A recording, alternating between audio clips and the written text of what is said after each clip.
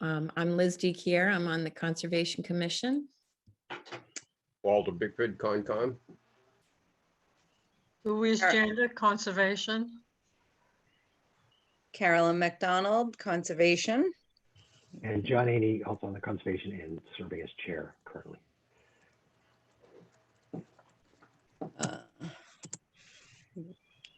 Thank you, everybody, for attending. Hopefully this will be informative and help everybody to understand what it is that we're proposing.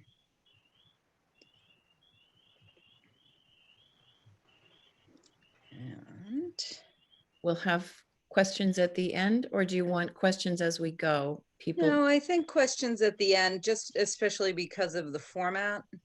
okay. I think it's easier to do And- that way. And we'll do it by a raise of hands. Yes. All right. 2021 Wetlands Bylaw. Trying to figure out how to, there we go. All right, so we're going to start with how did we get here? As anybody who's been in town for a while knows, the Conservation Commission has proposed wetlands bylaws on past warrants. There's been concerns from voters about some of the prior versions, so they were not approved at town meeting. So we listened to the feedback from the people that had concerns. We started from scratch to develop a new version for the town's consideration. And now we're asking, now the Conservation Commission is asking for support for the current bylaw. Why are we asking? So in recent years, more and more outside developers have focused on Berlin. With only the state Wetlands Protection Act, we're a target for developers. A lot of the surrounding communities have bylaws. So Berlin is now getting a reputation for being an easier town to work in as a developer. And a local wetlands bylaw provides the town with additional control over what happens here. Why do we need a bylaw? So currently, as we just mentioned, Berlin's wetlands and waters is protected only by the Wetlands Protection Act, also known as the WPA, and the regulations for that law. The WPA is effective, but it's a one-size-fits-all law that what's good for Berlin isn't necessarily what makes sense in Newton or Boston, but what makes sense in Newton or Boston doesn't necessarily make sense in Berlin.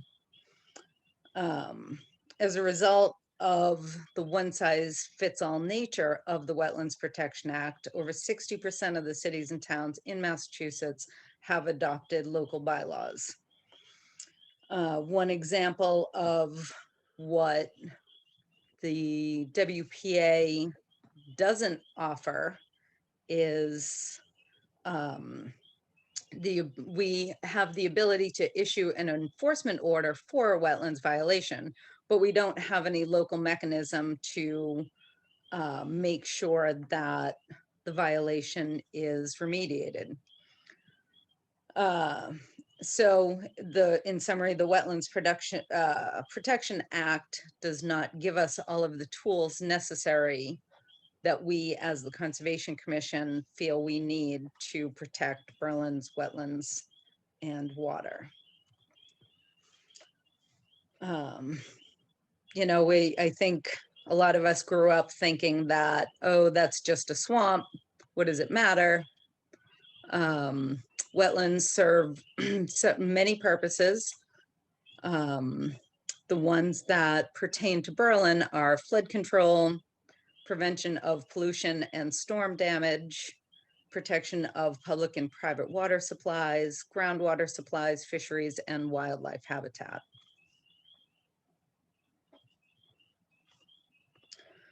So I've had several people who have seen the bylaw ask, what does it really mean? It's 8 pages long, well, really 7.5, but 8 pages.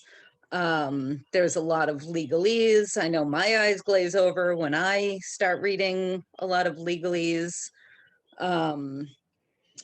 So one of the things that we would like to try to do is to show, what does it really say and what does that really mean? Again, as I stated before, we started from scratch. So the Mass Association of Conservation Commissioners is a resource that we use frequently for advice on many different things. They have a basic wetlands bylaw model that we started with. Their boilerplate bylaw has been tested and designed and modified mostly based on challenges in court. In the document, there is a lot of overlap with the Wetlands Protection Act. Again, based on case law, it's been found to be that it's necessary to reiterate a lot of or parts of the Wetlands Protection Act in this document. The next 4 slides show the document highlighted.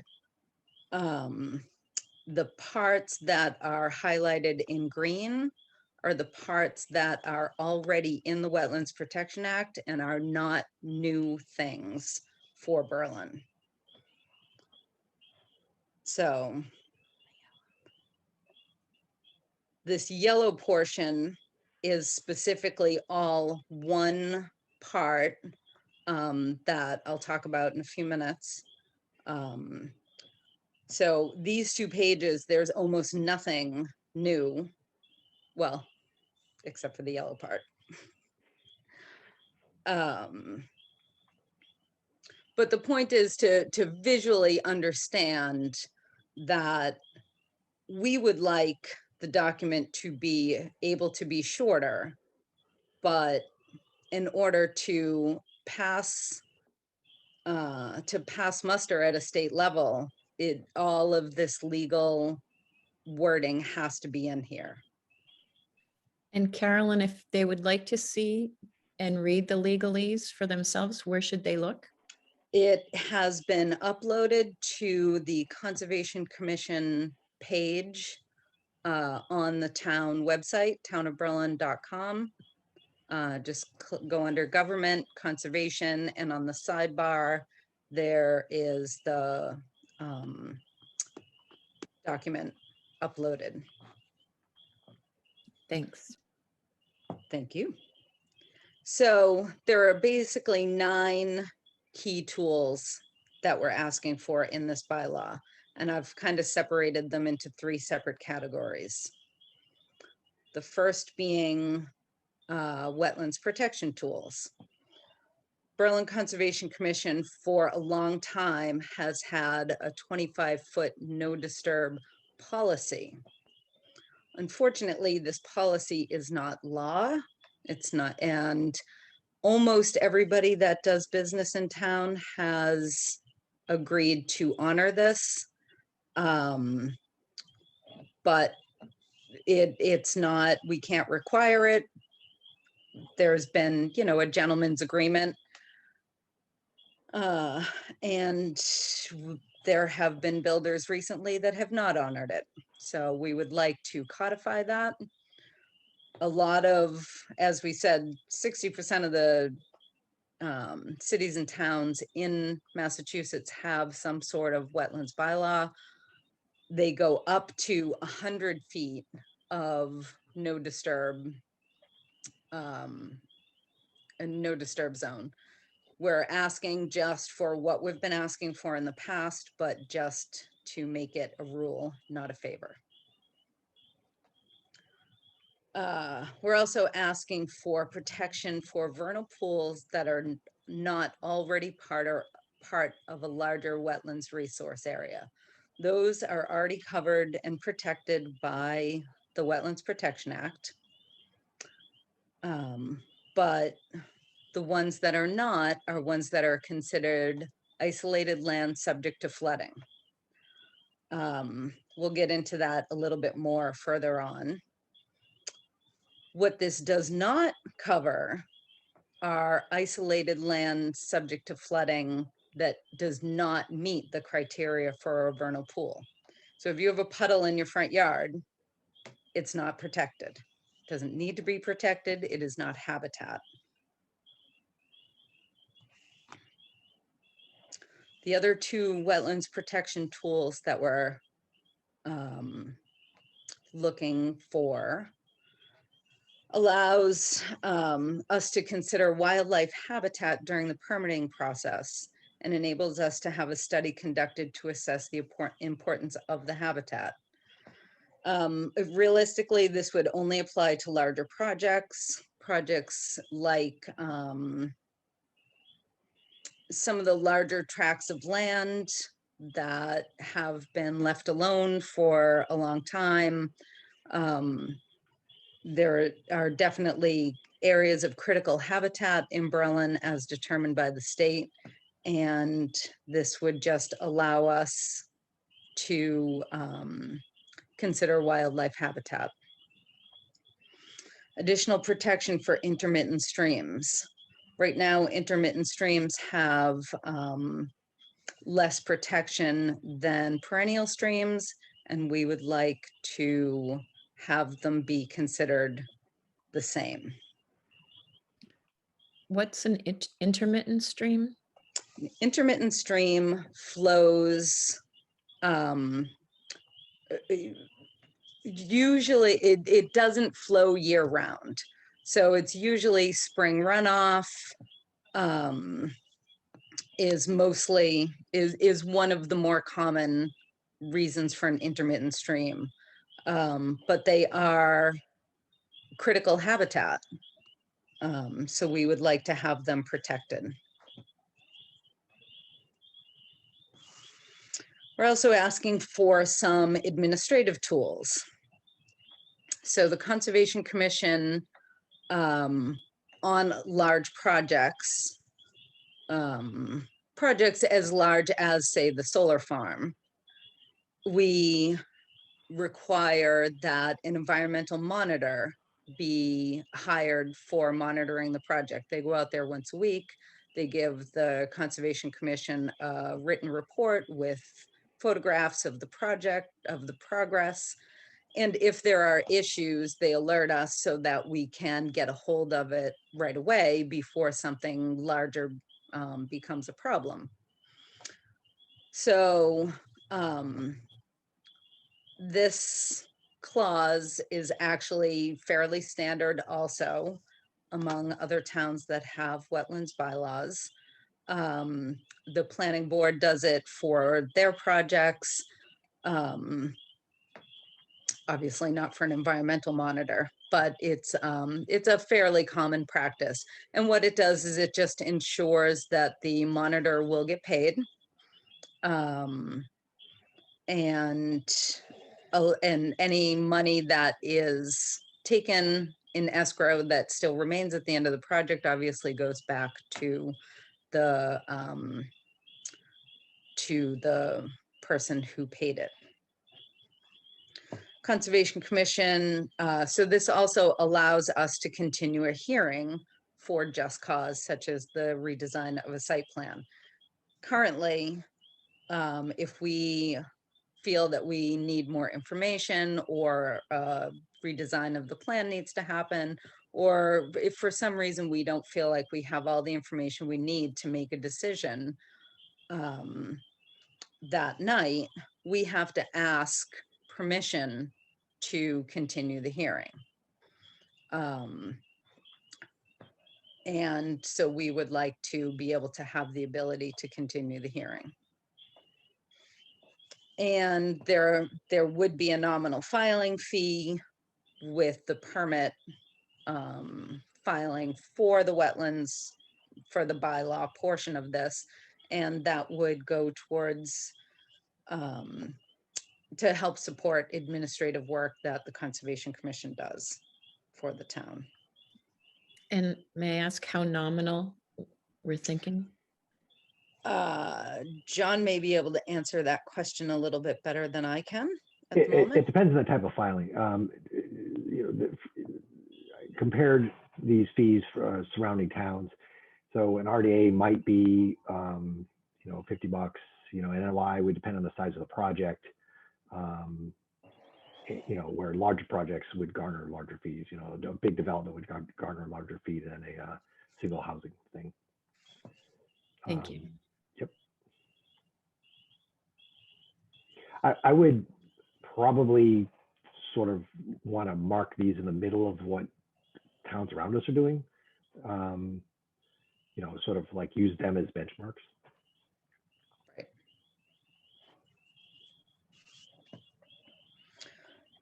And the last two things that we're asking for is the ability to impose fines. As I mentioned, we have the ability to issue an enforcement order. And normally, if the enforcement order is not dealt with in a timely manner, the process by which the Wetlands Protection Act says to handle this is to get the Department of Environmental Protection involved, DEP. Central Mass DEP has 3 people that work there. We have a couple of violations, ongoing violations in town right now that have shown little to no progress of being fixed. Some of them have been going on for several years. We've gotten DEP involved and they have come out, they've looked at the violation, they agree there's a violation, they just don't have the manpower to take on, taking over for us. So ideally, we would never actually need to impose these fines, but we would like to have it as an ability, as a tool to encourage people to follow the law.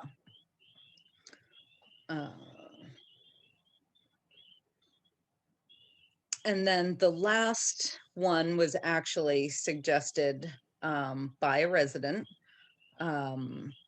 If there is if the Conservation Commission denies a project under the Wetlands Protection Act, that person can appeal to DEP. DEP doesn't want to get involved with a local bylaw. And normally in the boilerplate document that we had, the next step is for those people to go to Superior Court. And we were asked to put in a step in between there, which allows for mediation for a professional mediator with an environmental background to mediate the dispute instead of going directly to court. And we found that to be quite reasonable and quite preferred. So I have a couple of examples of projects, kind of a few scenarios of what would happen now, and then what would be different under if the bylaw should pass. So the first one is you have a perennial stream on your property and you would like to put up a gazebo within 200 feet of the stream. Perennial stream is a stream that runs year round, and 200 feet is the existing buffer zone for a perennial stream. So you would have to, this is where we get into a little bit of an alphabet soup, and I'll try to keep it simple. There's, sometimes you would file a request for determination of applicability, which is an RDA. Sometimes you would file a notice of intent, which is an NOI. The Conservation Commission would absolutely help decide which is the appropriate document.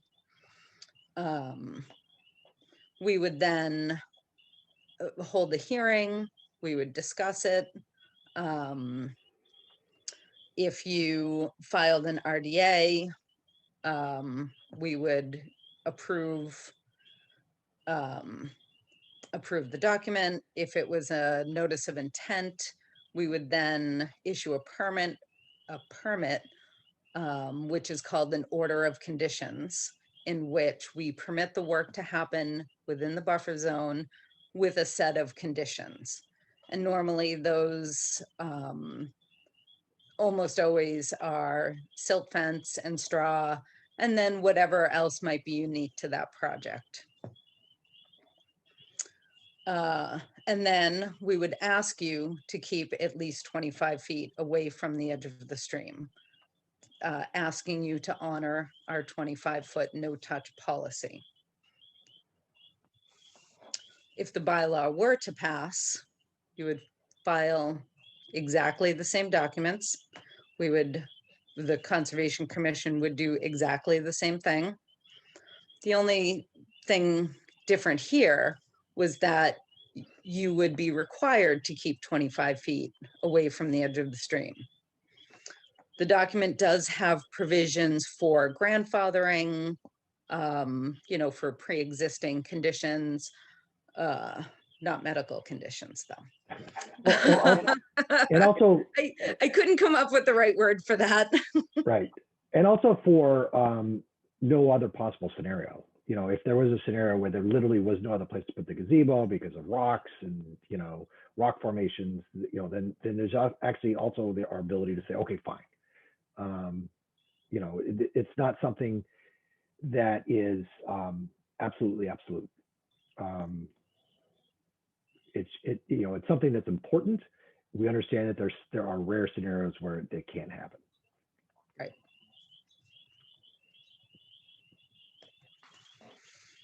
So again, why is the 25 feet important? Scientific studies have shown that a minimum of 25 feet of undisturbed area along the edge of wetlands and waterways is essential for wildlife movement. It's also known as a wildlife corridor. And the 25 feet also helps to maintain the quality, the water quality of the wetlands and the river. Just keeping the activity for a little bit further back allows for a healthier habitat. Yeah, the land actually acts as a filtrator. Yes. So another example, again, under the current rules, the scenario here is that your neighbor routinely dumps their leaves and yard waste in an intermittent stream. It's that low wet area over there on the side of the yard. Eventually, over time, the stream fills in. Spring rains come and it backs up and floods into your yard and floods your basement. So under current law, we would issue an enforcement order requiring that all of that be cleaned out and the intermittent stream restored back to its original state. We would talk to the property owner so that they can help understand what it is that should not have been done. Best case scenario, property owner didn't realize what they were doing was harmful and illegal. They would promise to restore the area. We would work with the property owner to develop a plan, including reasonable timelines that everybody agrees to. They do the work, the stream is restored, everybody's happy. In the next scenario, property owner had no idea what they were doing is illegal and harmful. They promised to restore the area. They work with conservation to develop a plan, but they never actually do the work. Conservation Commission asked DEP to step in. They investigate and decide that it's just too small of a problem for their staff to get involved in. We go to the property owner again to discuss the agreement, and they absolutely agree that what they've done isn't what should be done, but then they still don't do anything. And we have no authority to enforce the agreement that they made with us, and it just becomes a continuing issue.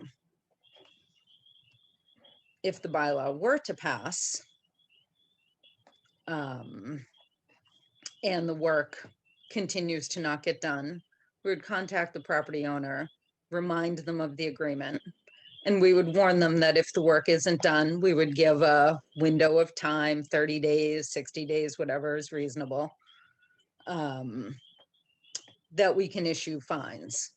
And hopefully that incentivizes them to do what they have promised to do. And your basement is once again dry. The last example, as you might be able to hear out my window, peepers. You know, you hear them in the spring, you know that they're coming from a depression in the woods that looks very much like this photo. It holds water in the spring. Maybe there's still water in there in the summer. Maybe it dries up in the summer and there's water in there in the fall. But the important part is that it is not part of a larger wetland system.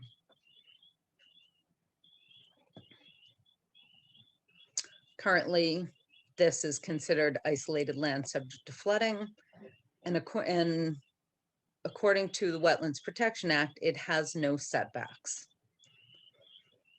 If somebody were to build near this, they could clear right up to the edge. They could build a house right up to the edge. They could even fill the pool in, thereby destroying the habitat. If the bylaw passes, we would have an accredited expert determine if the pool meets the characteristics of a vernal pool. The Wetlands Protection Act does give protection to certified vernal pools, but the process of certification requires field work over time. A lot of these pools are on private property. If we don't get permission from the homeowner, from the property owner, we can't obviously trespass. So sometimes these pools go uncertified. And what this would do is offer protection for a vernal pool, for an area that has characteristics of a vernal pool, whether it's certified or not. There is absolutely the opportunity for the property owner to prove that it is not a vernal pool. If it doesn't meet the definition of a vernal pool, it is considered isolated land subject to flooding. There are no setbacks, and the Conservation Commission has no jurisdiction. If it does meet the characteristics of a vernal pool, it becomes under the jurisdiction of the Conservation Commission and this bylaw, and it would have a 25-foot no disturb zone and a 100-foot buffer zone. Now, sometimes a buffer zone, what can happen in a buffer zone and what that is, sometimes people don't always 100% understand that. So the buffer zone is the area of land within 100 feet, in this case, of a vernal pool. Conservation Commission can allow work to proceed under conditions but under conditions that would protect the nearby resource area. Exactly the same way we do currently with wetlands and with streams. We would issue an order of conditions, most often silt fencing with straw to prevent loose soil from entering the vernal pool until it's stabilized. It could also include building swales or check dams or other methods of stormwater mitigation, again, protecting the resource area, but still allowing work to proceed. The goal of any conditions placed on a project is to protect the habitat, both during work and after. In conclusion, we've all seen the new development pressure in Berlin. Please help us make sure it is responsible development that respects the town and our water, wetlands, and wildlife. If you are personally concerned about your property and how this might affect you, please, please contact the Conservation Commission. We would gladly discuss your concerns, your property, and how this bylaw may affect you. And lastly, please vote yes at the annual town meeting in May. Thanks, Carolyn.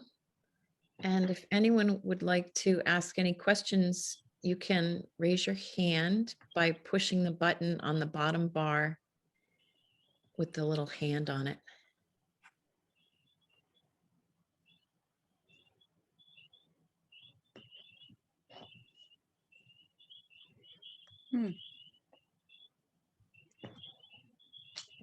I'll ask a question, which was, have some of these scenarios happened where someone's built right up to a wetland or filled in a wetland or not responded to our repeated requests?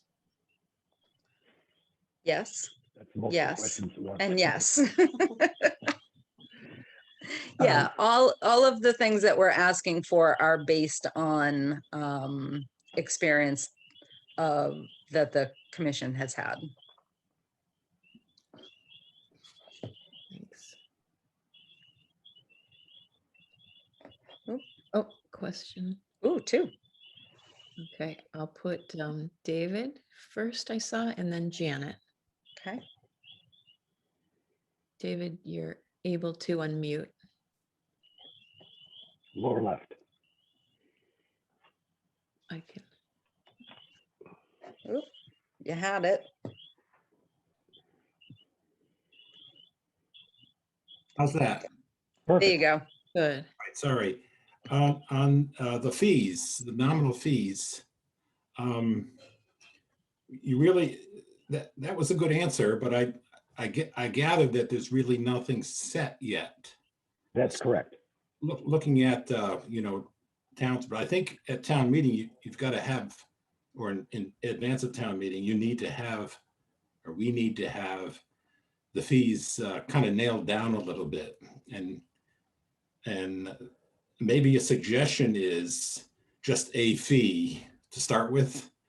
And then if that doesn't work and we get some large ones, whatever, but a standard fee might be the way to go to kind of simplify it a little bit, but it's up to you. But that would just be I think you need to be able to answer that question pretty soundly in advance of because people are going to be interested in that. Thank you. Let me see if I can pull something up.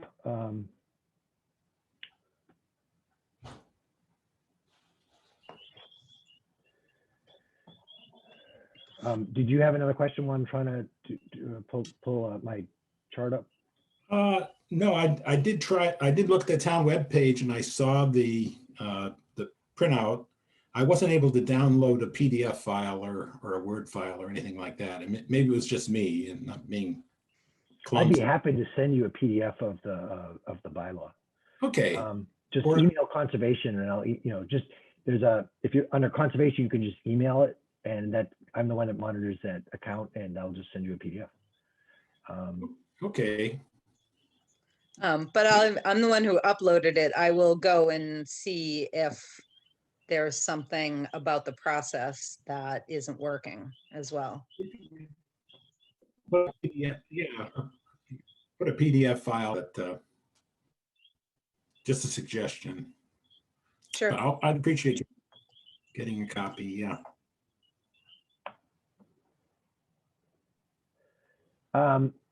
Found it.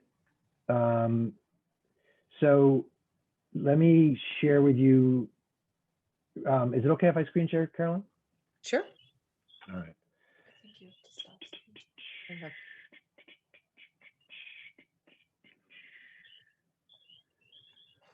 All right. So this is, I researched some local towns and, what they charge for fees. So for an RDA, which is a request for determination of applicability, we deal a lot with these things because it's a lot less onerous than filing for a full permit with the Wetlands Protection Act. It's in this kind of range, 25 to 100 bucks somewhere. I guess that's sort of a wide range, but so it's, I don't know, maybe 50 bucks, which seems reasonable to me because there is actually a fair amount of paperwork that gets involved with that stuff. The NOI, the range here, so this really depends on the type of project. So the low range is stuff like small projects or single family houses. The high range here, this is like a big development. Somebody's putting in 40 houses or something like that. So that for your average town person that was doing something, it would probably be double what the RDA is. A COC is a certificate of completion. People want to get these if they're refinancing their mortgage or selling the property. This just shows that all the work has been completed. So, 25 bucks, 50 bucks, something like that. An amendment to OC, this varies. It's kind of all over the place here.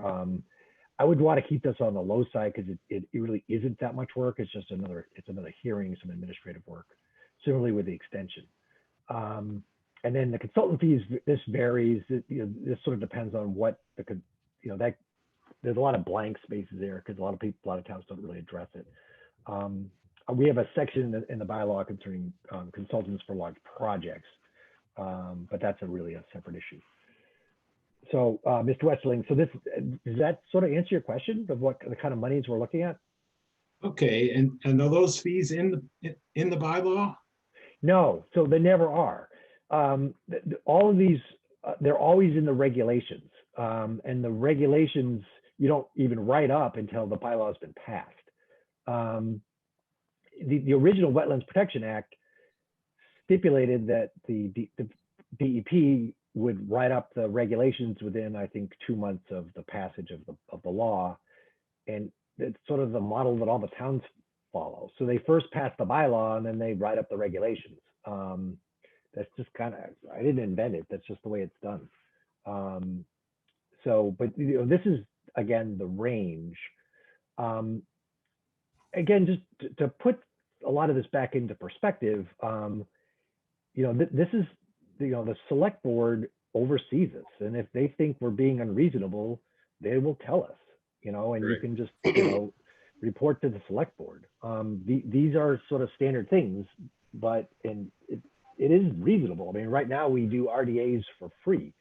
And, given the amount of administrative work that is involved, which isn't insignificant, some small fees aren't unreasonable by any means. But, if a town person felt like we were just being, oh, geez, all these fees, just complain to the select board. So anyway, so I can't, it's not part of the bylaw because they never are part of the bylaw. They're part of the regulations, and you don't even write those up unless the bylaw is passed. Yeah, I'm thinking that I'm not an advocate for small fees. And matter of fact, the fees may actually garner some votes at town meeting, because if now, we're not meeting those. I mean, if there's regulations, then and they're paid for with fees, I think the vote is going to be positive. But if there's no discussion of this, then you know, some Yeah, people, no, you have an excellent point, and I guess it's sort of a problem for me because they're never part of the bylaw. They're always part of the regulations, which are written up after a bylaw is passed, and that mirrors what happened with the original Wetlands Protection Act. So I'm very frugal by nature. It's just sort of like genetic. So I always want to tend towards a lower, but maybe, I don't know. I mean, we would probably get a lot comment on this stuff because, you know, we probably want to get a public comment portion on this stuff afterwards. But you know, the determination of fees is essentially never part of the original bylaw. Okay, and the other thing, do these notice of intent, if they're not, will that run with the land or run with the landowner? I think with the Wetlands Protection Act, most of the documents are registered with the Register of Deeds, and so that those conditions stay with the land rather than so the seller can't walk away from it, and the new buyer is aware. The buyer's attorney is aware of these. So are you talking? Did you just shift over to the fines as opposed to the fees? Yes. Well, now I'm talking about let's say the conditions. If you are going to issue some sort of a document for the notice of intent, will that document be recorded anywhere, or is it just? Yes, it's recorded with a deed. So the NOI is essentially a request for a permit. You know, so you want to put up a gazebo, you know, in your backyard, and there's a stream there or something like that. It's a request for a permit to do that. So just like, you know, if you wanted to run a wire to it, you'd have to get a permit from the electrical company or the electrical department or whatever it is. Right. You know, there's all kinds of permits. It's a notice of intent of work within the buffer zone. Right. It's just a request for a permit. Then we would issue an OOC, order of conditions, which is essentially just the permit. And the COC means that all the work is done, and then there's amendments and extensions. Okay, so Right, but Dave, yes, it does state, so if you file an NOI and receive an order of conditions, a permit, the permit is good for 3 years. So if you hold on to the property for that long, you know, then that's it. If you sell the house after a year, it does stay with the property, but only that original plan. If you want to do something different than what was approved originally, then you come in for an amendment to the order of conditions to amend what you would like to now do. okay, But- so maybe from my background, so under the Wetlands Protection Act, this happens, you know, I would imagine. So if there was no bylaw and somebody files a notice of intent, don't they have to file a permit fee in any case? Yes, with the Wetlands Protection Act, yes. So yes, that is So correct. explain the difference. So I will.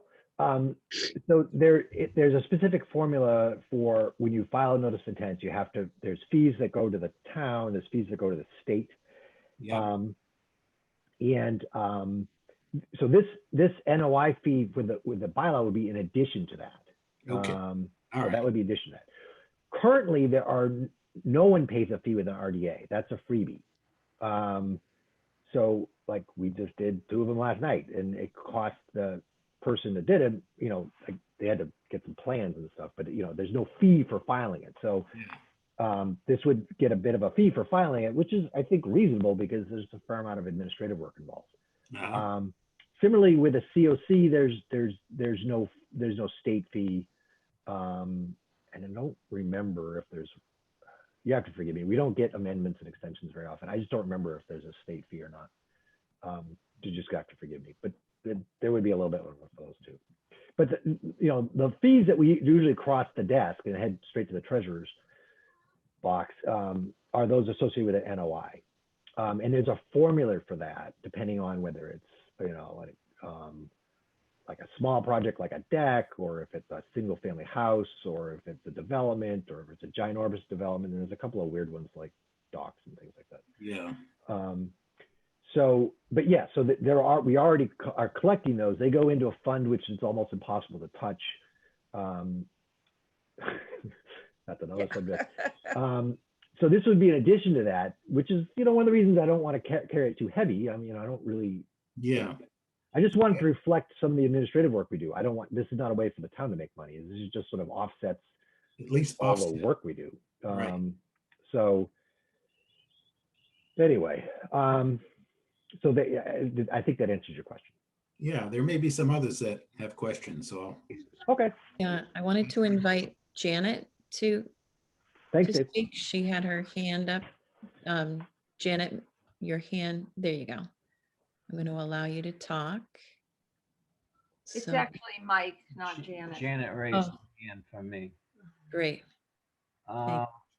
Did I misunderstand this, or did you say you're trying to make intermittent streams more protected? What's the best way to put it? It allows for more protection for intermittent streams than there are currently. The intermittent streams are protected enough under the state bylaw. No, they're not.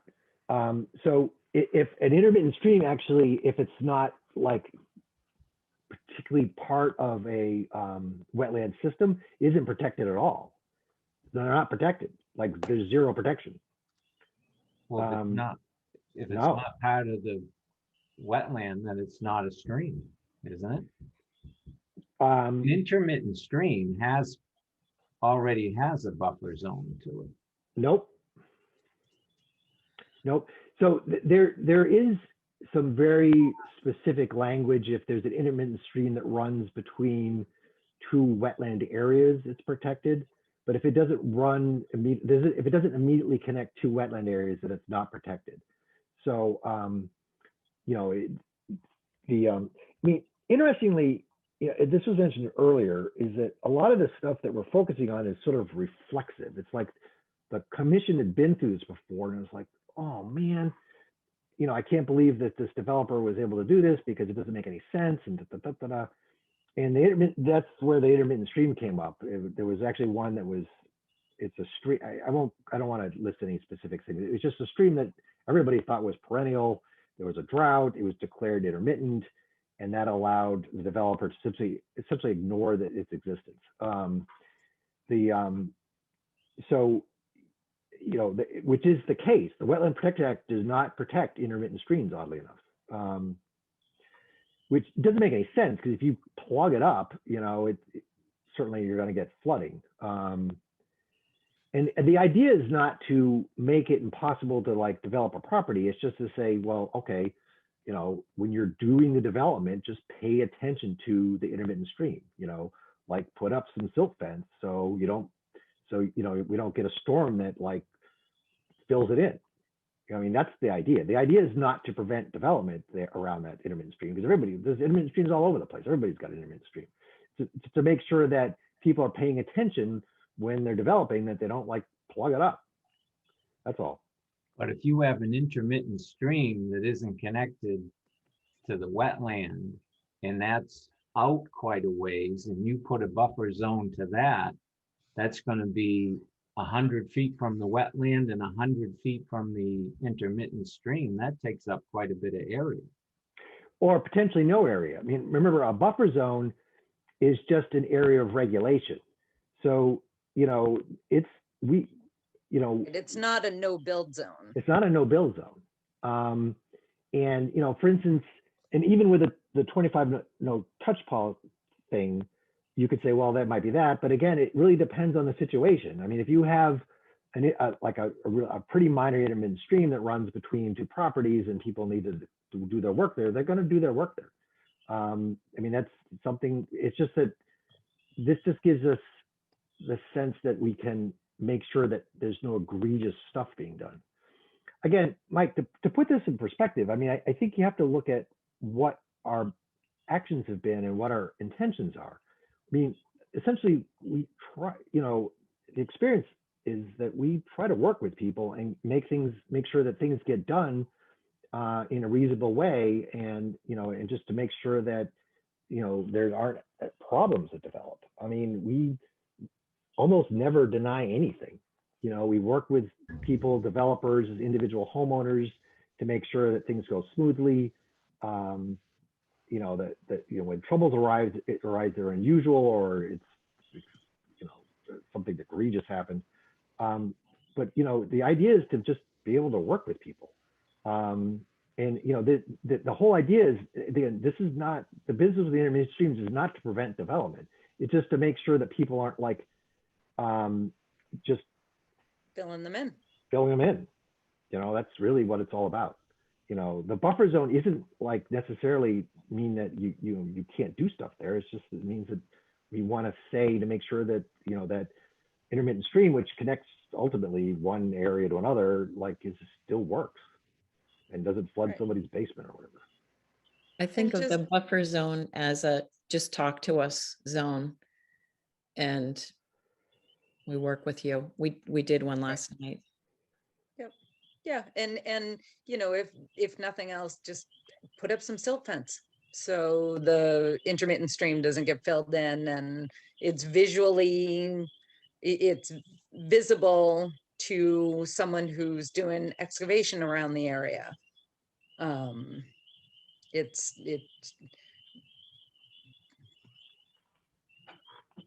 Does that that's answer what your it's about. Well, it answers, it doesn't answer my question, because I'm reading the Massachusetts Wetland Protection Act frequently asked questions website when you mention intermittent streams. And it says right on here, what is a wetland? And it goes, wetlands are blah, blah, blah, blah, blah, but also intermittent streams, floodplains, and other areas that may be dry, but significant portions of the year. The act specifically regulates activities in and near these areas. It's right in their thing, and you're telling me that they're not protected, and it's right on their website. So that's where I'm confused. That's all. Right. As I expect, it is confusing, Janet. You're right. It's confusing. And as I try to explain about, as I was mentioning about a few minutes ago, if an intermittent stream is part of a larger wetland area, it is protected. If it isn't, it isn't. It is not a straightforward concept. So as you know, in the part you just read, if you notice, it says, part of a system, then yes, if it's part of a system, it is. If it isn't part of a system, it isn't. But there's a lot of intermittent streams around that are not part of a system. It doesn't say part of a system. I did not say that. I thought you did. No, it says, but also intermittent streams, floodplains, and other areas that may be dry for a significant portion of the year. The act specifically regulates activity in or near these areas. It's right on their frequently asked question, Wetlands Protection Act. Okay, I don't know what to tell you. I mean, I will look also. I guess my point is, if 2 points, if it's already in there, why are we adding it? And my other point is, it's my understanding that Massachusetts has fairly good wetland protection acts, and that many states have actually adopted and adapted their wetlands from ours. And why do we need even more when we've already got a very good Wetland Protection Act here in Massachusetts? And actually, at a meeting a few weeks ago, your people on your commission actually stated that Massachusetts has really good regulations.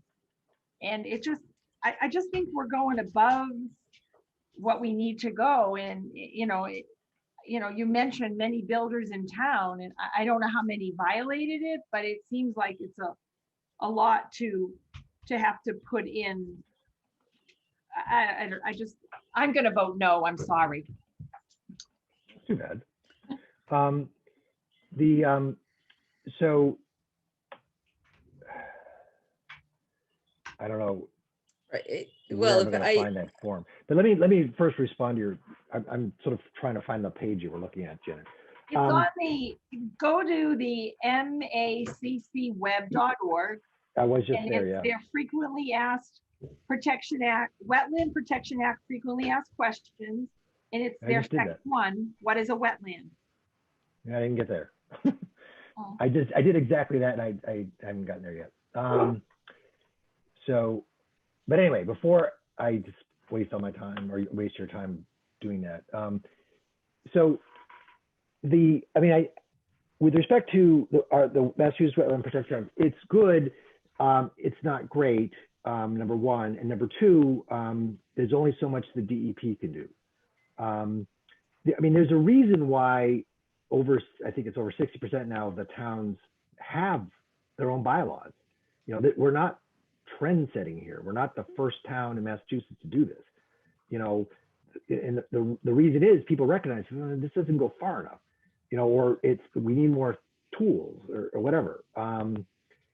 The second thing is, the DEPs, I like DEP, but they're way overstretched. They're way understaffed, and they just, they just don't show up sometimes. So, this allows us to resolve things more quickly that in ways that would potentially stretch out for years.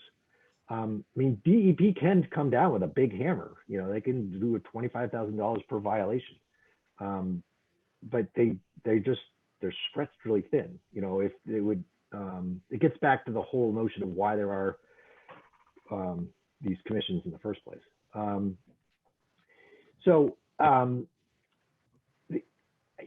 What we're asking for in this bylaw is not, it's sort of run of the mill when it comes to municipal bylaws. I was just talking with one of the town attorneys this morning. She said this is pretty standard. It seems kind of normal. She's dealt with a lot of towns that have much more restrictive ones. She's very familiar with this boilerplate because she has reviewed a lot of these MACC boilerplate bylaws before. She had been on a wetlands commission years ago. So she's very familiar with this whole thing. She said ours is kind of standard and it's often done. And she said, without question, in her opinion, towns need them, just to make sure they get their work done. A lot of this stuff is a lot of the things we're doing is kind of administrative. It's just trying to move the work along. Other things, are just reactive, cases that have happened where, the significance of an intermediate stream has been, ignored, or people are building right up to a vernal pool, or, people were not respected in 25-foot don't touch policy, which 99% of people respect. So it's reactive, to things that are problems, we're just trying to address problems. But again, we're not trying to be super restrictive. I think, if you ask people that work with us, we really try to work cooperatively with people. We try to solve problems collaboratively. We want to get things moving. We're not trying to shut anything down. Mike's been in front of us multiple times, and it's gone fine. We're not trying to cause trouble. We're just, trying to be able to do a more efficient job. That's kind of what we're doing. John, let me interject here. Okay. Janet, can you hear me? Am I on? Yeah, you're on. Yeah, Janet, you say DEP is adequate. Keep in mind that 60% of the 351 cities and towns in this state have local bylaws. They're encouraged by DEP. The Mass Association of Conservation Commission, every year at its annual conference, has a number of workshops on how to set up, how to enforce the importance of local wetlands bylaws, because despite what you think, from a perspective of wildlife and clean waters and a number, the 9 aspects or the 9 values we're trying to protect, the state law is not adequate. We need to beef it up. I can't believe that Berlin, you look at Berlin and the environment and what we've done with land and everything else, we don't have a local wetlands bylaw. It's almost ridiculous. And in my opinion, frankly, it took me a while to get on board with this, Janet, because I think it's way too weak. There are other towns, every aspect of what we have in here is much more stringent in other towns. And finally, let me just say, I don't think you can worry about restricting development in Berlin. There's a stampede going on. Look around you. Look at the increase in what's going on. We're wide open here. We're not interfering with development. You can't.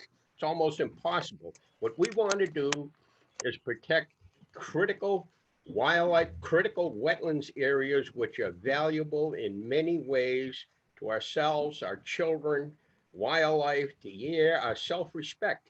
And that's what this bylaw is about. It is not too strong. It's nowhere near strong enough, in my opinion. But anyway, sorry, DEP's the state law is not stringent enough. It's a minimum code. Just like the state health bylaw, Title V, is a minimum code. And they encourage towns and boards of health to vastly increase it, which I did back in 1973. So that's what we're doing. I'm sorry. We need this. We need this desperately, given what's Wanna going say- on around town today.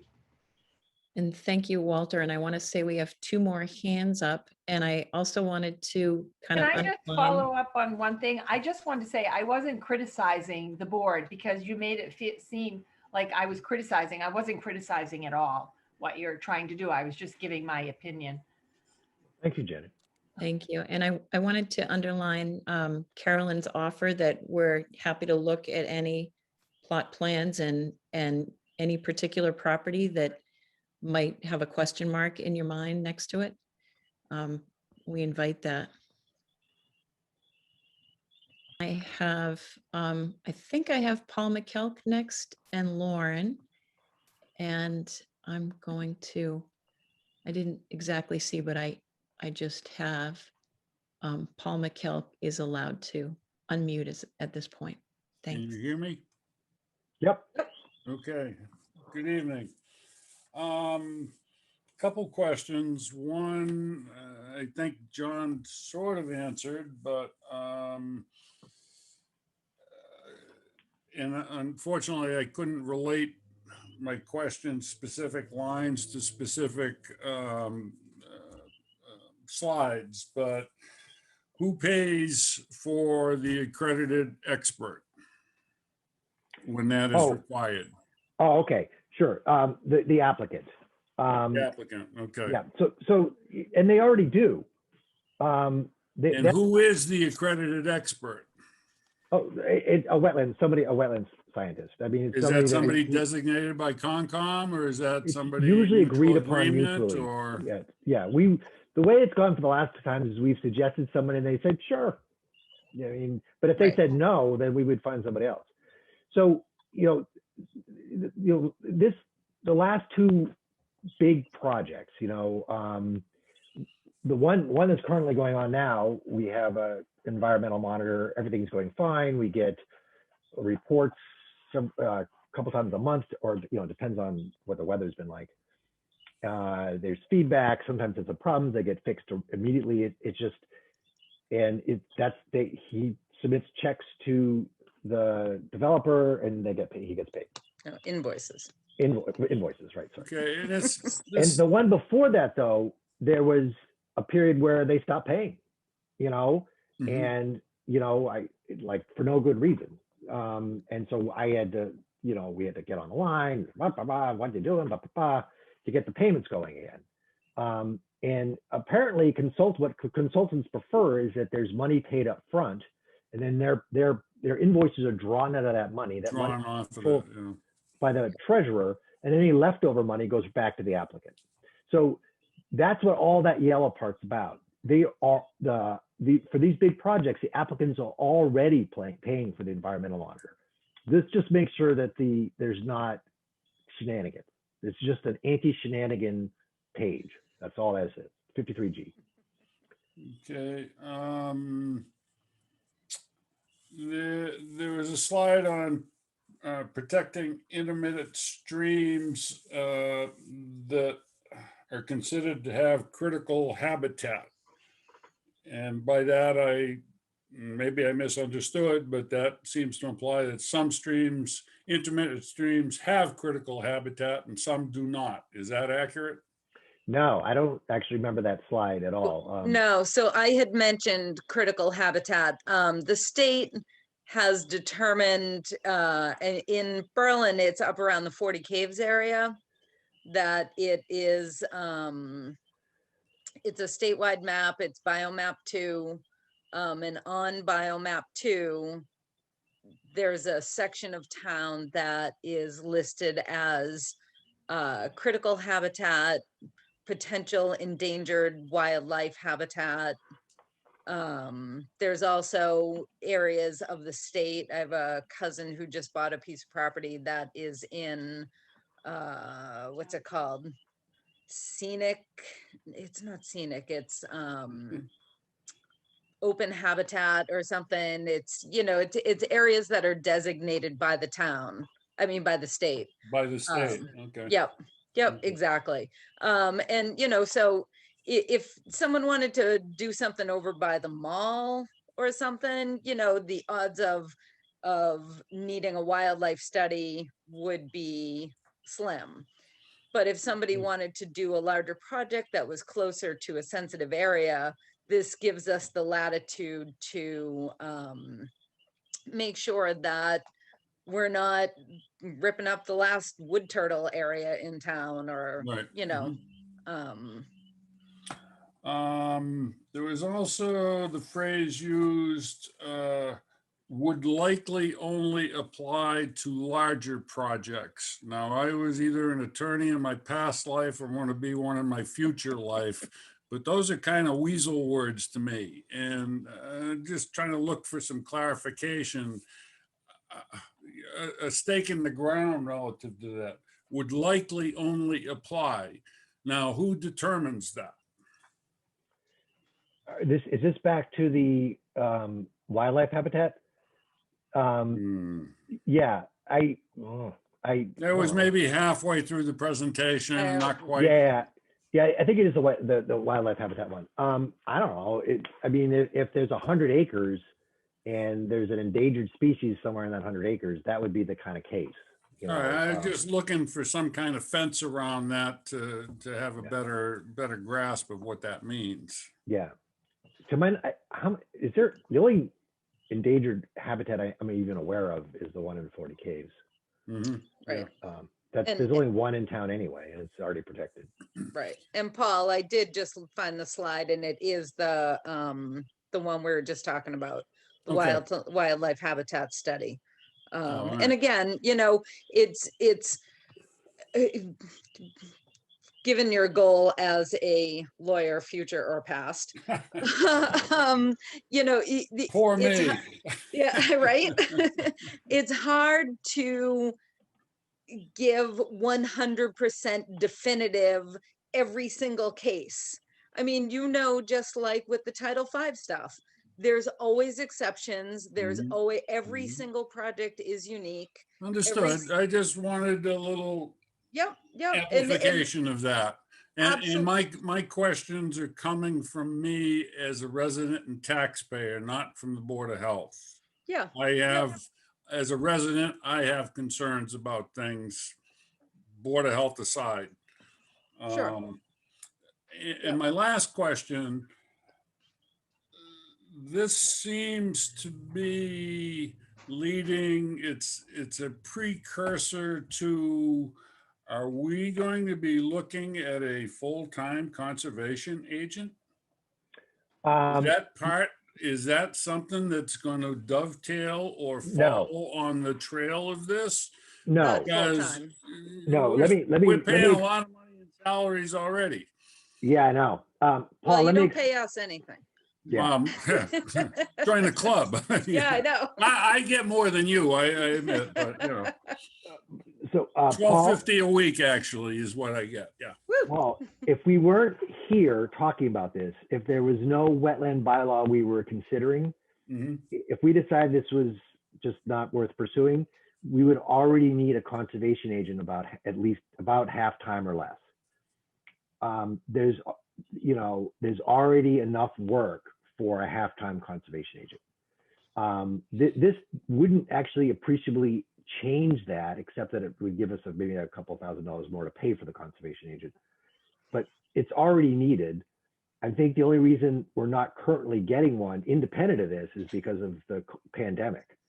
I think I've already convinced enough people that it's not a bad idea to have a part-time person.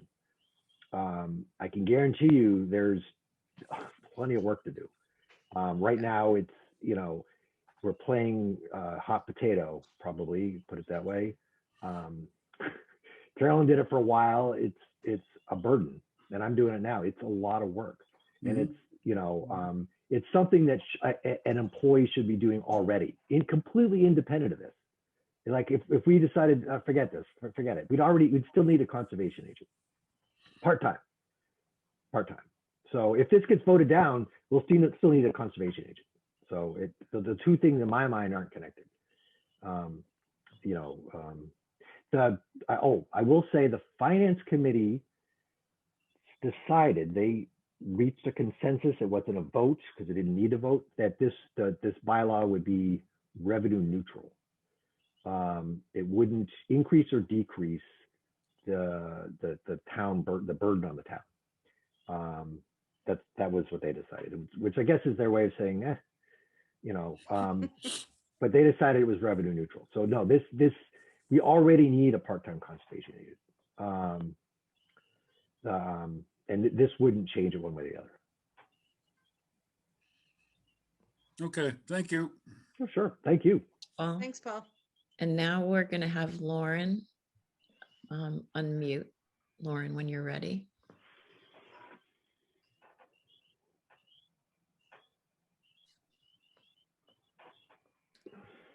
All right, hi everyone. Hi. But I'm just really glad and that you guys are having this meeting, and surprised that our town doesn't have this bylaw already. And just wondering in general, like, I found this on Facebook, which is awesome, but is there another way that we could get the word out, as a person in the community who would love to support it and get the word out? So any advice or tips, like signs, or is that silly? I don't know. I just want to. No, so Well, we have signs. the yard signs got delivered today. If you want to email, send an email to conservation, we can absolutely get a yard sign to you. And anybody else that you know who might want one, we'd be happy to make that happen. It is hard in Berlin During a to pandemic. get the word out about anything. We are planning on doing a mailing to all the registered voters in town. We also have a public hearing scheduled that will be, and the notice for that will be run in the newspaper 2 consecutive weeks. Also will be posted on Facebook. And we're going to make some flyers that we're going to put up around town. Any other suggestions anybody has about how to get the word out?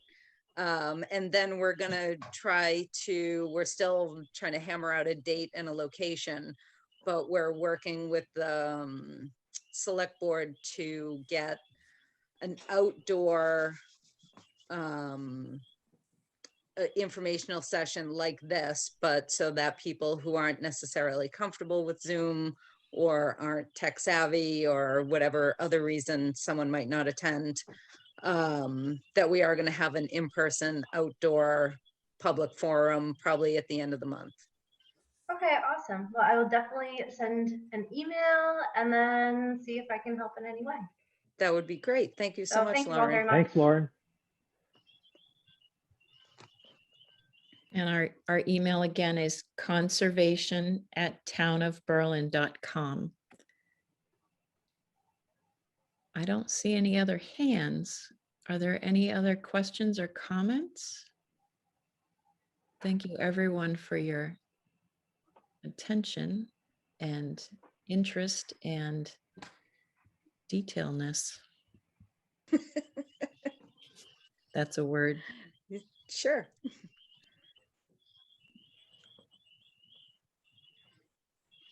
Okay. Before people go, we need to go over something. Right. So Steve Beard is actually here. I'm going to promote him. Oh, okay. Uh, And people can listen to this if they want.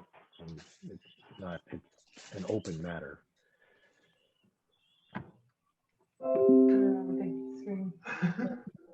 Did you take it? There you go.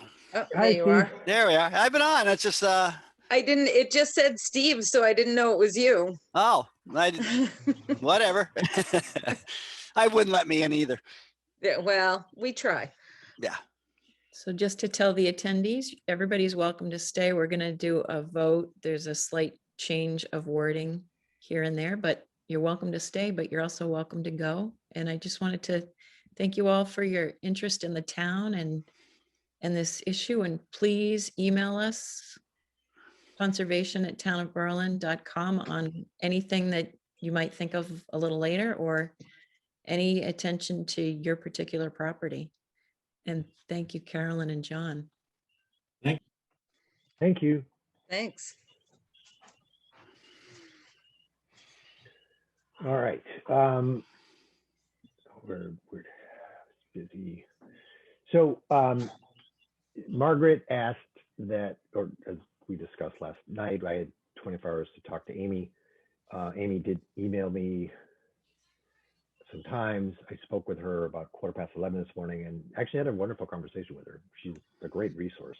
It's too bad we have to, I'd love to tap her more often, but it costs money. Mm-hmm. She was much more knowledgeable of this stuff than I had anticipated.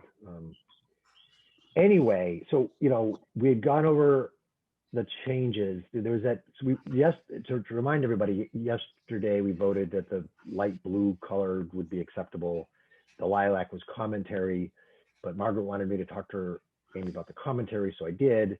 And Amy did make some suggestions, which I thought were fine. And I forwarded those suggestions to Margaret. Margaret said, fine, to put them into the document, but she wants us to hold sort of, let me see, what was her language? She specifically said, thank you.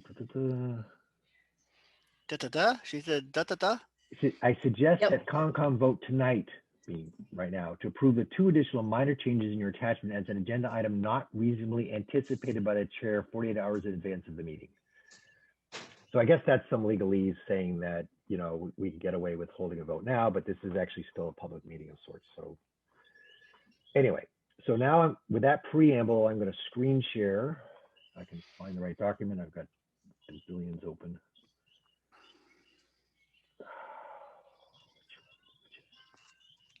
Actually, before I screen share, I have to find the right document again. Yeah, not those websites. We don't want those.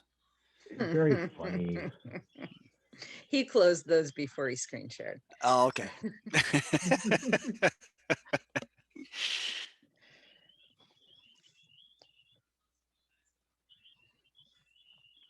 Okay, yeah, good. I found it. All right. It was under a different tab. That's why I had an issue there. Let you go this time. You're so kind, Steve. I don't know why. Aren't you I? keep saying Aren't you glad you kept me off the picture for a while? Jeez. that. All right, so here it is. Gonna demote you. I don't blame you.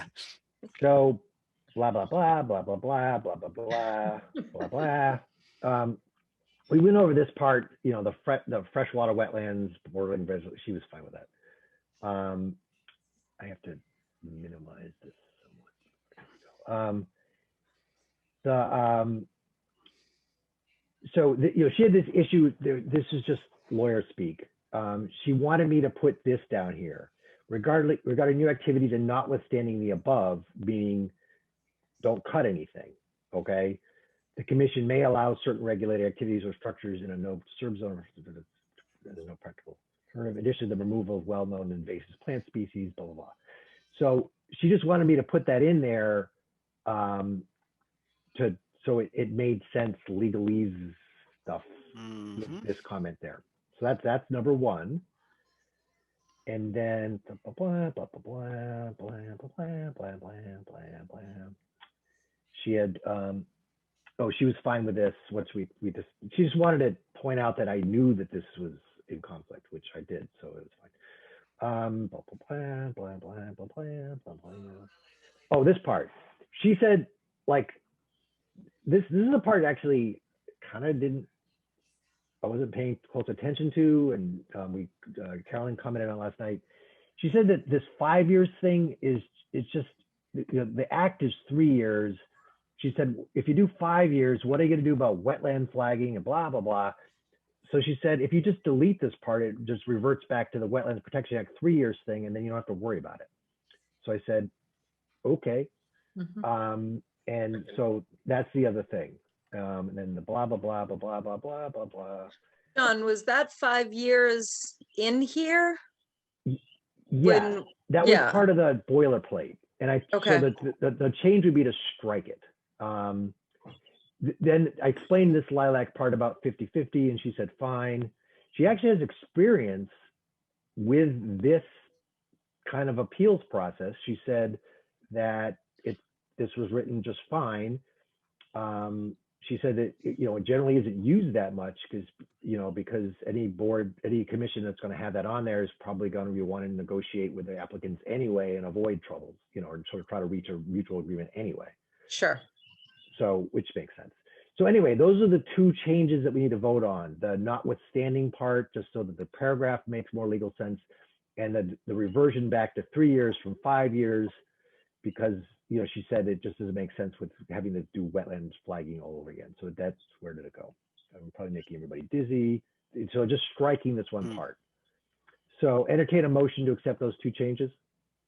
So moved. Oh. Second, Third. Right. And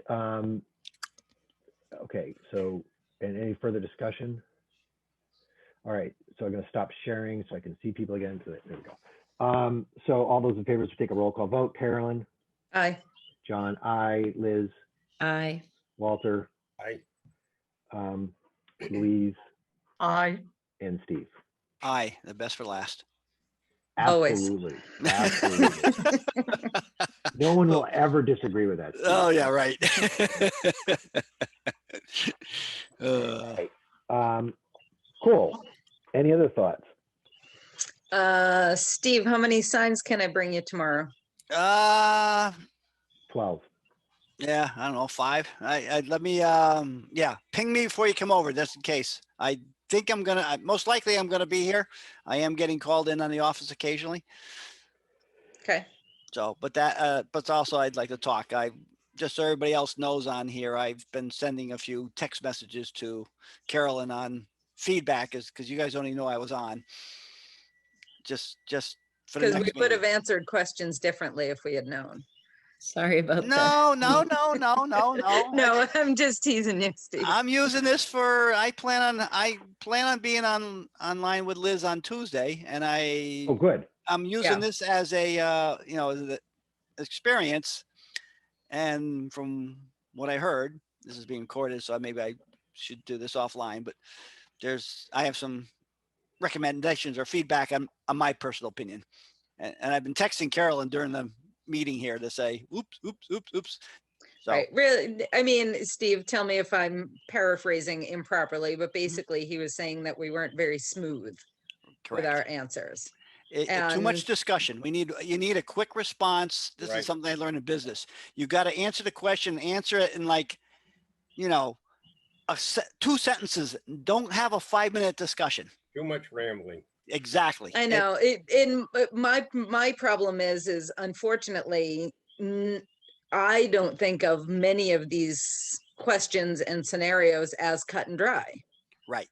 There's always like I was saying earlier to Paul, there's always this exception, that exception, this situation's unique. Every project is unique. Every job is unique. Oh, you don't want to go quite there.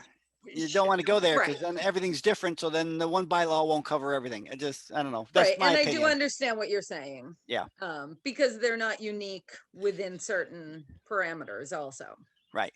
It's Yeah. actually okay to say, ooh, a sentence or two answer that, and more information is coming. Thank you for the the question. I don't have the facts in front of me. I will give a precise answer in detail and make that public Okay. versus having discussion, because discussion gets you in trouble. Just, I don't know. Anyway, me listening back because you guys didn't know I was on, I'm just listening, and I don't know. The Well, rambling I doesn't mean, help. the flip side of that though is actually the discussion helps me solve problems. Oh, agreed. Oh, there's merit in it, but we don't if want to people- come brought up across as we very- don't have the answers. We want this to pass. We got to be firm. We can Okay. say we can talk about your individual case.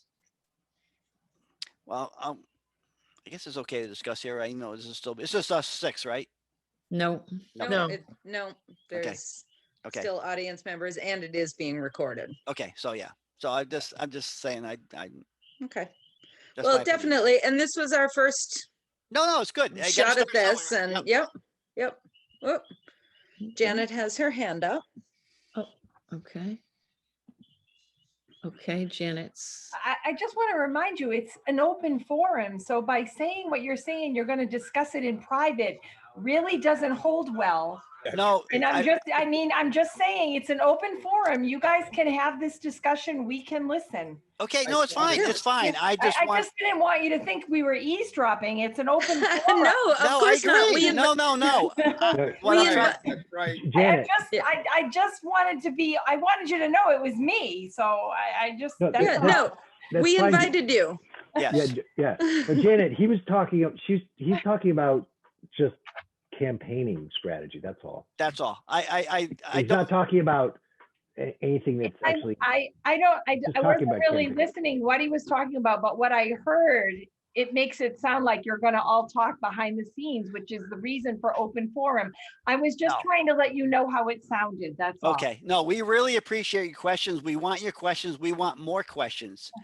I just would like to have a more affirmative answer to your questions versus discussions.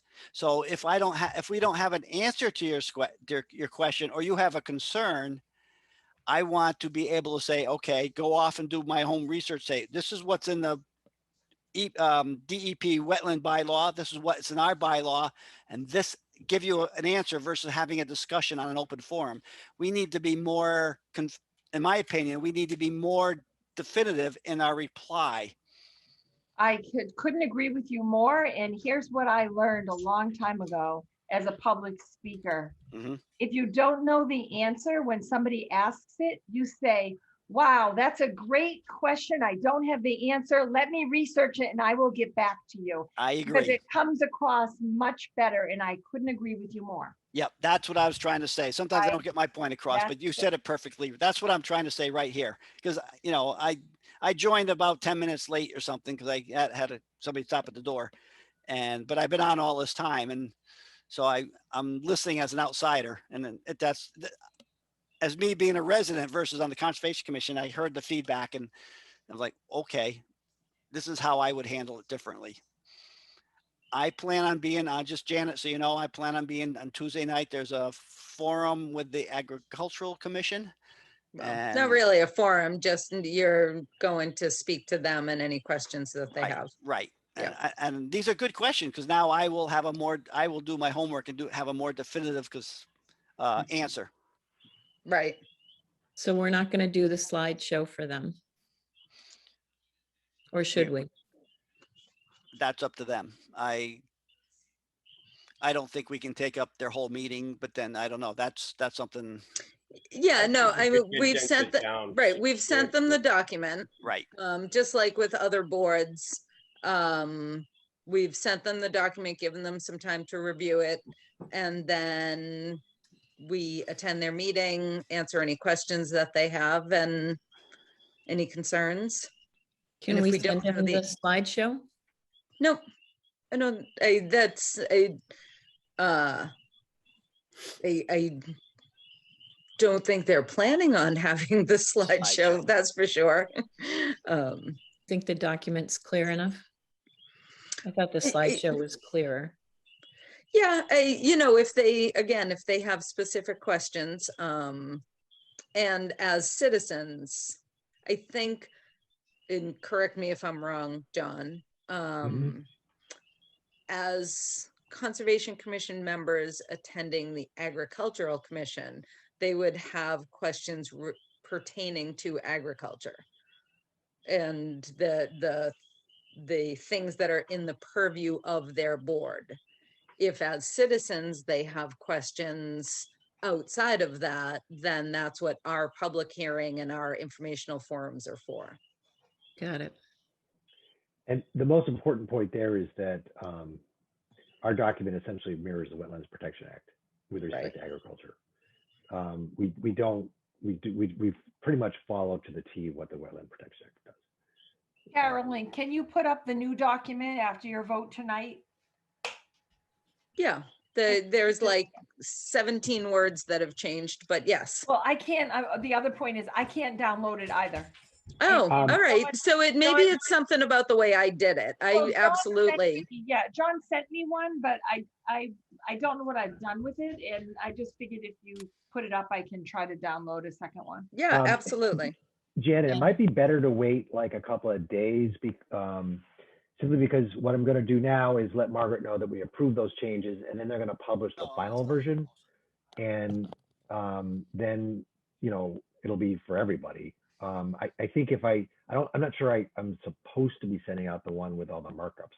Oh, no, I wasn't asking that. I was asking Carolyn when it's available to put it on the website.